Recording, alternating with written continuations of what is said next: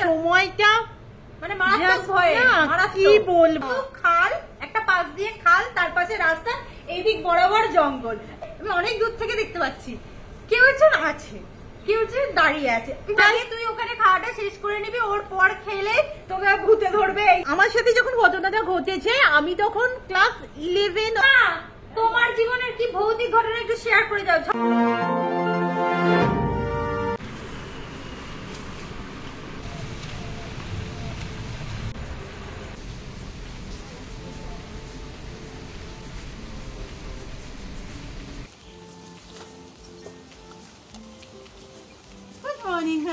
একটু মনে হচ্ছে ঘড়ির কাঁটা 7টা পেরিয়ে গেছে। মা বলছিল যে ছাতা নিয়ে বেরোতে হবে না, সেই তো জামা কাপড় ভিজিয়ে ফেলবি। সকাল সকাল এরকম ওয়েদারে একটু বাইরে না এলে হয়। আমি শুধু ভাবছি টিউশনে কি করে আসবে ওরা। এত গরম ছিল না, আমরা সবাই অধীর আগ্রহে অপেক্ষা করছিলাম যে বৃষ্টিটা দিক। রাতের বেলা তো বুঝতে পারিনি, ভোরে মর্নিং ওয়াকের জন্য উঠেছি, তখন দেখছি বৃষ্টি হচ্ছে। কত গাছটা দেখে আসি, গাঁদা গাছটা শুয়ে পড়েছে। ঘুম থেকে উঠেই শুনলাম তোদের ওখানে জল ঢুকে গেছে, এত বৃষ্টি হয়েছে, তোকে ভাসিয়ে নিয়ে চলে গেছে। তুই কি করে পড়তে এলি? ভেসে ভেসে এলি? কেমন হয়েছে? কি দিয়ে করা বলতো? ময়দা। বলো কেমন হয়েছে অন্তত বলো। ওর হাতে দিবি তো। ও আচ্ছা,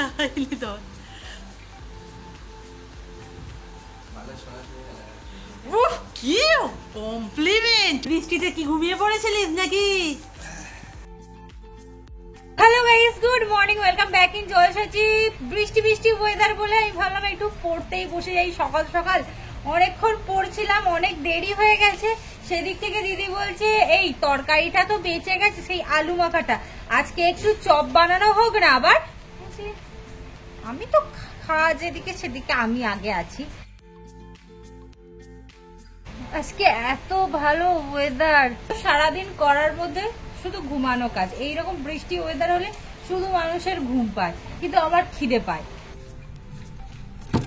ওই একদমই অল্প আছে রে দিদি, তার কটা হবে? কি রে, কটা হচ্ছে ওটা? 10টার মতো হবে, তাও ছোট ছোট করে। আজকে সিস্টেমটা তো হেভি। তোর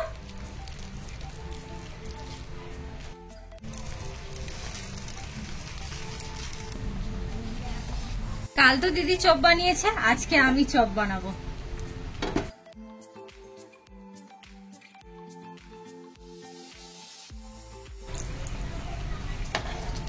কি করে খবর পেলি চপের?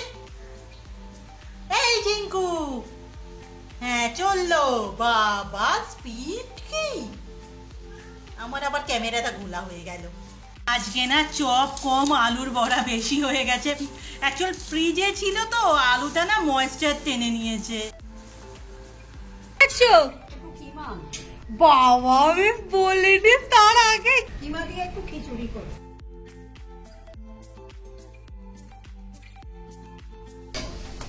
এখন এবার বৃষ্টিটা একটু থামলো। ও না, এই দিকটা বৃষ্টি পড়ছে। আমি যে বাইরে একবার যাব না সেটারও সুযোগ নেই আজকে একদম। আদর্শ শ্রেণীকক্ষ হলো ছাত্র কেন্দ্রিক, যেখানে শিক্ষক ছাত্রদের আগ্রহের উপর জোর দেন। সকালে না দেখেছিলাম ওই বৃষ্টির ধমকে একটা গাঁদা গাছ, একটাই গাঁদা গাছ আছে, পুরো শুয়েছিল। বাট আই থিঙ্ক মা ওটাকে সোজা করে দিয়ে গেছে। বাট আমি না একটু ভেতরে লাগাবো ওটা খেতে, আমি আগে থেকেই ঠিক করেছিলাম। আগে না মানে 2-1 বছর আগে আমাদের এখানে পুরো গাঁদায় ভর্তি ছিল। তো কি করতাম জানো, এই বর্ষাকালের সময় গাছ কেটে কেটে লাগাতাম, হয়ে যেত। মাঝে 2 বছর কি হয়েছে জানি না, বাট এবছর আবার ট্রাই করবো। না, এই নতুন করে চারাগুলো বসানোর জন্য বৃষ্টিটা কবে থেকে চাইছিলাম। হ্যাঁ অবশ্যই গরমের জন্য, বাট আমাদের মতো যারা গাছ ভালোবাসে তাদের জন্য না এই বর্ষাকালটা হচ্ছে একদম বরদান। গাছ সম্পর্কে আমি সত্যিই কম জানি, বা যেটুকু জানি তোমাদের বলি। আমি যতদূর জানি, এই যে এই জায়গাটা থেকে না, এই যেখানটা থেকে পাতা বের হয়, এই জায়গাটা থেকে শিকড় বের হয়। সো আমাদের চেষ্টা করতে হবে এই জায়গাটা যেন মাটির ভিতরে থাকে। আমি দুটো করে নিচ্ছি ওই কারণে। এটা একটা বসিয়ে দেব আর এটা। এবছর আমাদের টার্গেট হচ্ছে বাড়ির ভিতর, এদিকটার কোনো জায়গা ফাঁকা নেই। দেখেছ স্লিপ হয়েছে প্রচুর।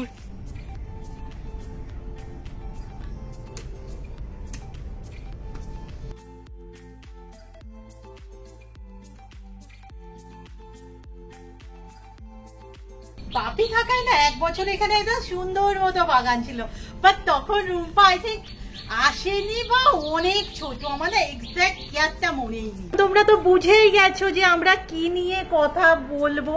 এই রিকোয়েস্টটা না আমাদের প্রচুর আসতো। আমি বলতে চাই না কারণ ওইসব জিনিস আমি মনে করতে চাই না। আর এই দেখো সবার জীবনে ওই সমস্ত ঘটনার মতো আমাদের জীবনেও তো কিছু কিছু আছে, তবে প্রথমেই বলে রাখি সেগুলোকে ঠিকঠাক ভৌতিক ঘটনা বলাই যায় না, কিছুটা হাস্যকর। তবে যাদের সাথে ঘটে সেই সময়টা মানে কি বলবো। যাই হোক, এইরকম ওয়েদারে ধরো এইরকম বৃষ্টি বাদল হচ্ছে আর কি, তারই মধ্যে এখন যদিও বৃষ্টিটা থেমে গেছে, এই সব দিনে দেখবে ওইসব ঘটনাগুলো বেশি মনে পড়ে। আর আমার প্রাইভেটের যদি ছেলে মেয়েগুলো আসতো, বাপরে তাদের তো এক একজনের এক একটা ঘটনা। আমি না সকালটা মিস করে গেছি, না হলে ওদের যদি জিজ্ঞাসা করতাম না ওরা আরো কিছু জানাতে পারতো জীবনে কি কি ঘটেছে না ঘটেছে। আমি শুরু করি প্রথমে আমার জীবনের ভৌতিক ঘটনা। হ্যাঁ, আমি তখন অনেকটা ছোট, আমি নাচের ক্লাস থেকে ফিরছি, মানে স্যারের কাছে নয়, তখন ম্যাডামের কাছে নাচ শিখতাম। এবার ঘড়িতে 7টা বাজে, তখন সেটাকে রাত বলেই না, সেই জন্য মা আনতে যায়নি। আমি আসছি ঘুটঘুটে অন্ধকার, মারাত্মক ঘুটঘুটে অন্ধকার। তখন না কারেন্টটাও আমাদের মোটামুটি ভালো চলে যেত। এখন ধরো কারেন্ট অফ ধরতে গেলে হয় না, কিন্তু তখন যেত। ঝমঝমিয়ে বৃষ্টি হচ্ছে, এগুলো পিওর কিন্তু সত্যি ঘটনা। আমার সেই দিনটার কথা এখনো মনে পড়ে যাচ্ছে, বলছি তোমাদের সাথে।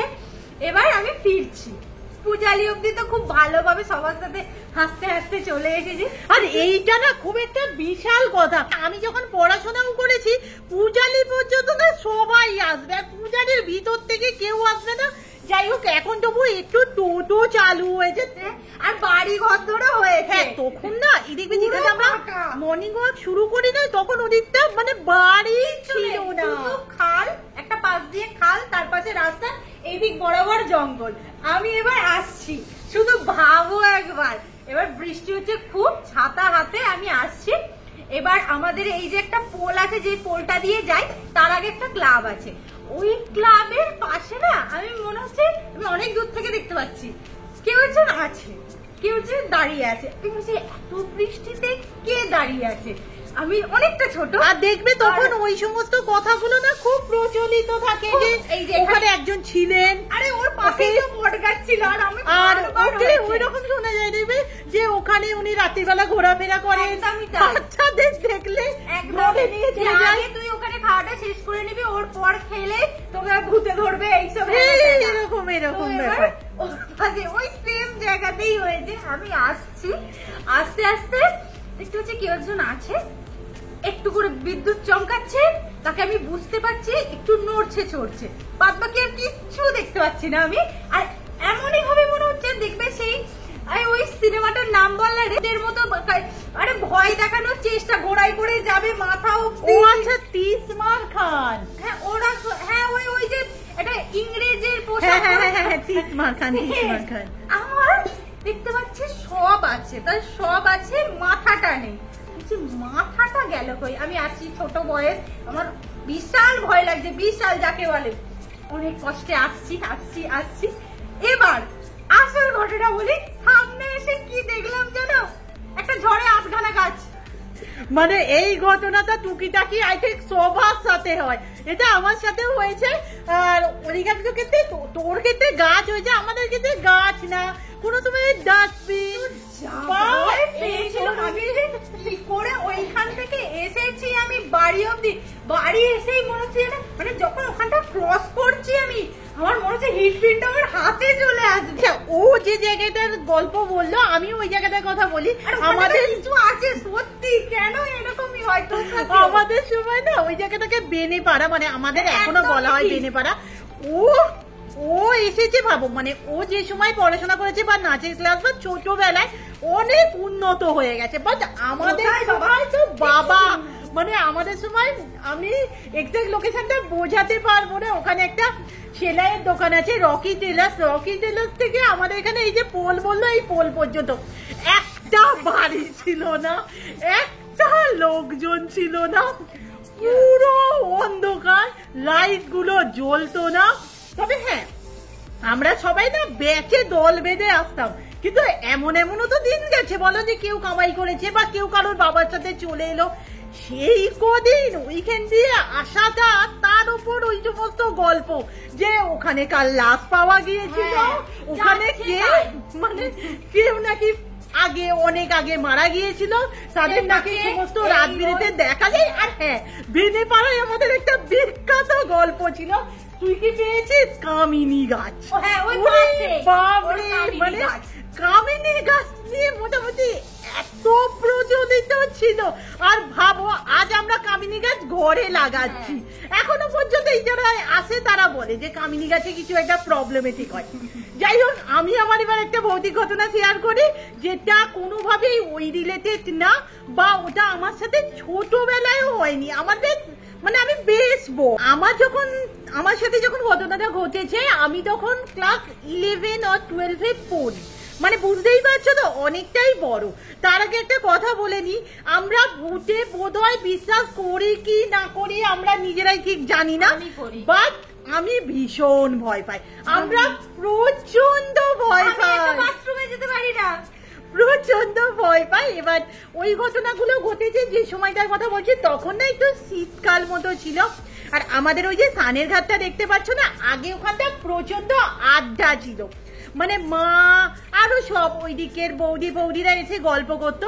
আর আমার সেই সময় আই থিঙ্ক কোনো উচ্চ মাধ্যমিক টেস্ট কোনো পরীক্ষা হচ্ছিল, সো ওই আড্ডাটায় আমিও যেতাম, কিন্তু বাট সেদিন যাইনি, পড়াশোনার কারণে কোনো কারণে বাড়িতে ছিলাম। আমার না একটা খুব বাজে অভ্যাস আছে, আমি এখনো করি, ধরো গান শুনতে শুনতে বা বই বলতে না আমি দাঁড়িয়ে থাকতে পারি না, মানে বসে থাকতে পারি না, আমি হাঁটা চলা করতেই থাকবো। ওরকম মারা বাইরে আছে, হালকা সন্ধে হয়ে এসেছে, আমি না এরকম কাঁথাটাকে নিয়ে, তখন পুরানো ঘর, আমি সোজা হেঁটে প্রায় বাথরুমের দিক পর্যন্ত চলে গেছি। বাথরুমের দিক থেকে যাই এরকম ঘুরেছি, তখন না সোজাসুজি একটা জানালা ছিল, ওটাকে কি বলে মা, সেই ফুটো ওই জিনিসটাকে আমি যদিও জানি না, আচ্ছা সিমেন্টের কিছু একটা ফুটো হয়, হ্যাঁ। এবার ওইখানটা চোখ পড়ে গেছে, আমি দেখতে পাচ্ছি সাদা কাপড় পরা, কি এই ভূতগুলো সাদাই হয় কেন আমার কাছে বড় কষ্ট। তুই চুপ কর, সাদা কাপড় পরা কাউকে যেন একটা খুবড়ি দিয়ে আমি মাঝে মাঝে দেখতে পাচ্ছি, মানে কিরম দেখতে পাচ্ছি দেখো, সাদা ব্যাগ, আবার নেই, আবার আমি একবার একটুখানি এইদিকে দেখে একটু এদিকে আবার দেখছি যেন খুবড়ি দিয়ে কিছু একটা, আমি না তার স্কিনটাও দেখতে পাচ্ছি। এবার ধরো আমাদের না চিরকালে ঘেরা বাড়ি, আর আমি রুম্পা, বাপি, মা, এই তো আমাদের ফ্যামিলি। এবার আমি জানি মা মানে রুম্পাকে নিয়ে বাইরে আছে, বাপি কাজে গেছে, তার মধ্যে মানে এটা কিভাবে হতে পারে কিছুই না আমার এটা মানে মিল ছিল না। আচ্ছা আই থিঙ্ক ওটা আমার 11-এই হবে, কারণ 11-এর শেষের দিকেই তো বাপি আমাদের ছেড়ে চলে যায়, সো 11-ই হবে, কোনো টেস্ট পরীক্ষা ছিল। এবার আমার মনে হচ্ছে যে ওইখানটা কি হচ্ছে, আর আমি এতটাই স্টান্ড হয়ে গেছি না, আমি ওখান থেকে নড়াচড়া করতে পারছি না। বেশ খানিকক্ষণ দেখলাম, না আমার না সেই সময় গলা দিয়ে ওই রকম সিচুয়েশনে না গলা দিয়ে আওয়াজ কিন্তু বেরোয় না। যাই হোক, খানিকটা পরে দেখে মানে তখন তো আমি উল্টো পাল্টা দিকে দেখছি, যেন ওই দিকটা না দেখতে হয়। তারপর খানিকটা পরে দেখলাম আর দেখা যাচ্ছে না, তারপর আরো খানিকটা ধাতস্থ হয়ে এক দৌড়ে মায়ের কাছে। এবার মায়ের কাছে এসে যে ঘটনাটা বলবো, কাণ্ড দেখো, সবাই বসে আছে, সেটাকে নিয়ে এত বড় ইস্যু হবে, তবে বাড়িতে সবাই চলে আসবে, বা আমি এতটাই ভয় পেয়ে গেছি আমি না ওখানে কিছু বলতে পারিনি, গিয়ে চুপ করে বসে আছি আর মাথায় না ওটাই ঘুরছে। কাকে দেখছি বৌদিরা না বলছে যে টুম্পাই তো চুপচাপ কেন আজকে, আমি যাই হোক কিছু না কিছু না। এবার অনেকটাই সন্ধ্যা হয়ে গেছে, এবার ফিরবো আর কি। যখন ফিরছি মা একটু আগে চলে এসেছে, আমি একটু পিছনে আছি, তখন একটু ভিতরের দিকের একটা কুমা বলছে, এই বাবু আমি না তোদের ওখানে কয়লাগুলো রেখে এসেছি, তোরা কেউ ছিলিস না তাই আমি তোদের ডাকিনি, দেখবি ওই ছোট ঘরের বাইরে না কয়লাগুলো মানে বস্তা বস্তা করে রাখা আছে। ব্যাপারটা বুঝতে পারলে? আমি বুঝিয়ে বলছি, মানে সেই সময় তো আমাদের গ্যাস ট্যাস অতটা ছিল না, ছিল বা তখনও কাঠে রান্না হতো, আর আমাদের না ইট খোলা থেকে কিছু কিছু কয়লা পাওয়া যেত, আমরা পেতাম না, অন্যান্য লোক পেতো, আর ওগুলো আমরা কিনতাম। তো উনি এসে ওখানে কয়লা রেখেছেন, আর ঠাকুমা যেহেতু বিধবা, উনি সাদা শাড়ি পরতেন আর রোগা রোগাটা রোগা তো তার ওইরকম একবার দেখতে পেয়েছি, আর আমি ভয়ে ওইরকম কাটা হয়ে আছি। আমি পরে ঘটনাটা বলছি, দেখো আমি এখনো বলছি ভূত, ভৌতিক ঘটনা, ভূত অশরীরী অশরীরী, ঠিকই বলছি তো? যাই হোক এক্সাইটমেন্টে জড়িয়ে যাচ্ছে, আছে কি নেই এই আমি কথায় যেতে চাইছি না, বাট বেশিরভাগ ক্ষেত্রেই আমাদের ক্ষেত্রে যেগুলো হয়েছে সেই ঘটনাগুলোকে যদি আমরা অ্যানালাইসিস করি না, এরকমই বেরিয়েছে। এই মুহূর্তে তো আমার অন্য ঘটনাগুলো আর মনেই পড়ছে না, পরবর্তীকালে যদি পরে যদি মনে পড়ে তোমাদের সাথে শেয়ার করবো। কথা বলতে যাই, ও মা তোমার জীবনের কি ভৌতিক ঘটনা একটু শেয়ার করে যাও ঝপাস করে। খিচুড়ি হয়ে গেছে, গন্ধটা আজকে বেরিয়েছে না, আর তানিয়া কমেন্ট করেছি যে আমরা আলু কেন এত খাচ্ছি, সিরিয়াসলি ওয়েটটা চচ্চর করে বাড়ছে আর আলুর প্রতি প্রীতিও বেড়ে যাচ্ছে। এই গল্প কিন্তু আমার খুব ভালো লাগছে। মা একটা গল্প, ভূতের কাহিনী, কিছু ভৌতিক করতে গেলে ওই মানে তুমি ভয় পেয়েছো, সোজা সত্যি কথা তুমি ভয় পেয়েছো একদম। আচ্ছা জোরে বলতে হবে, শুনতে হবে। এখানটাই শোনা, এখানটাই শোনা। আমার বিয়ে হয়েছে কিছুদিন আমি এসেছি এখানে। এবার তোর বাপিকে বলি যে সারাদিন ঘুমোই, এখন করো তুমি, সারাদিন ঘুমোই আর ঘুম ধরে নে, তুমি আসো আমি বসে থাকি। আচ্ছা এরকম বলতে বলতে একদিন বসে আছি, তোর বাপি দেখি এসে, কখন বসে আছো সেটা বলো। 10:30।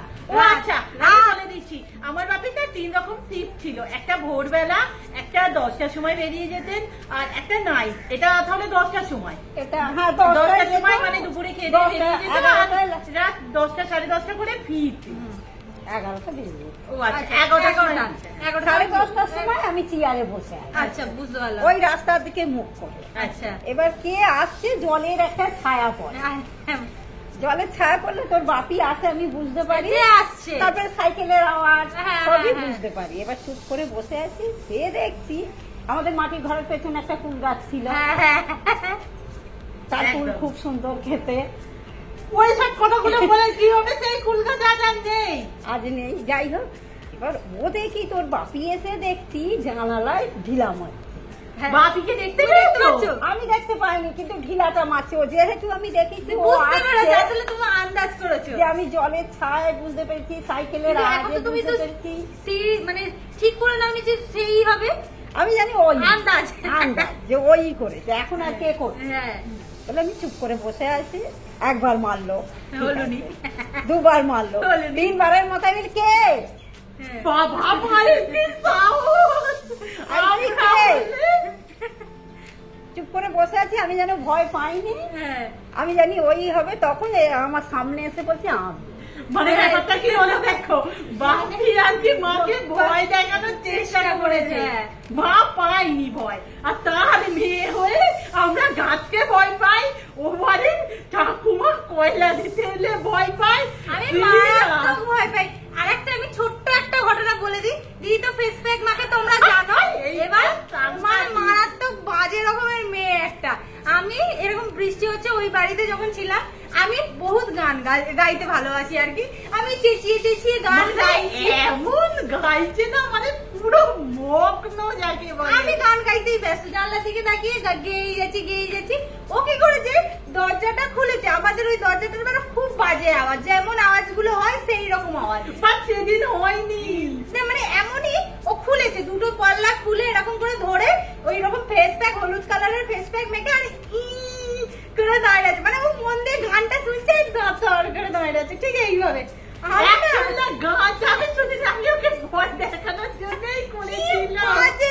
আমি ঘুরেছি দেখেছি, ওকে আমি গান গাইছি, তারপরে যখন তাকিয়েছি ব্যাস সারা পাড়া জেনে গিয়েছিল যে আমার কিছু একটা মানে ও তো হাত একটা গাছে পারলে আমার তখন দেখি করে দাঁড়িয়ে আছে, মানে কোনো নড়েনে চড়েনে কিচ্ছু করেনি। অনেক হলো ভৌতিক গল্প, পরে পারলে আরো বলবো। ঘড়িতে পৌনে দিতে বাজে, মিনি ব্লগ হয়নি, খাওয়া দাওয়া হয়নি, আর খিচুড়ি গরমই খেতে হবে। চলো চলো চলো। মাগো মা, আজকে আমাদের হয়েছে কিমা খিচুড়ি উইথ আলু ভাজা। সায়নের বিয়ারা এই শেষ হলো, মানে সিরিয়াসলি ফ্রিজে পড়ে আছে, মনেও নেই।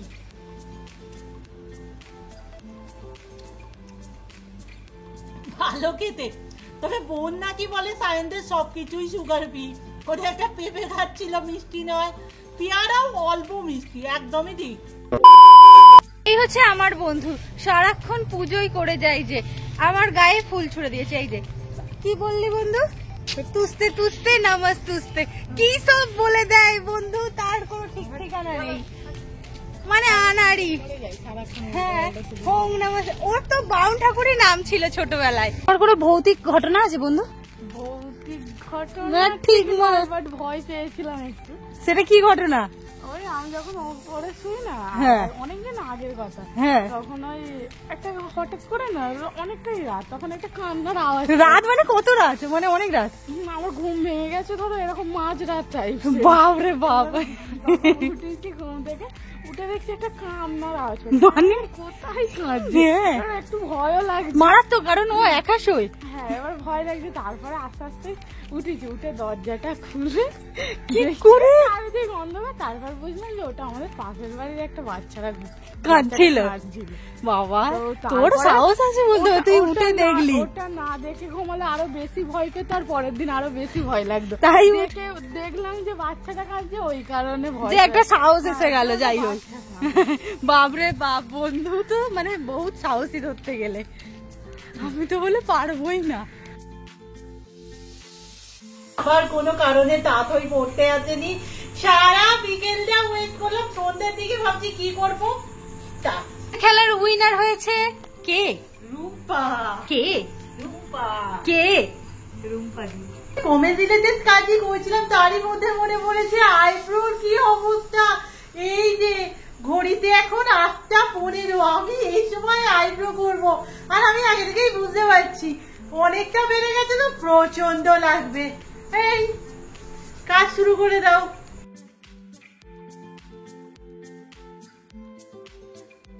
মানে লাল টকটক করছে, তাই না? বাবারে আজকে প্রচন্ড লেগেছে, অনেকদিন পর তো বড় তরকাটার একটা গন্ধ বেরিয়েছে না, আমি এঘর থেকেই পাচ্ছিলাম। রুটি আর তরকার সাথে আজকের ভিডিও এখানেই শেষ করলাম, নেক্সট ভিডিওতে দেখা হচ্ছে, টাটা।